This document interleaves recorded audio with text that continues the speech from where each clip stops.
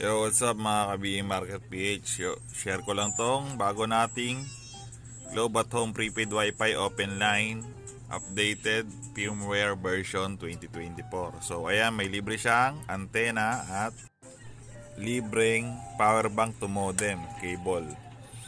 So sa iba guys, walang pring ganyan, sa amin lang.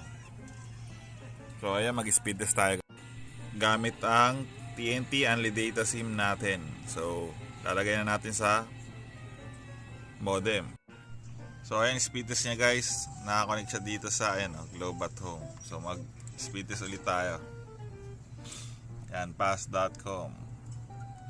So sa mga gusto bumili, open lane to, version 2024 firmware. So cash on delivery tayo nationwide. Order na. Salamat. Click lang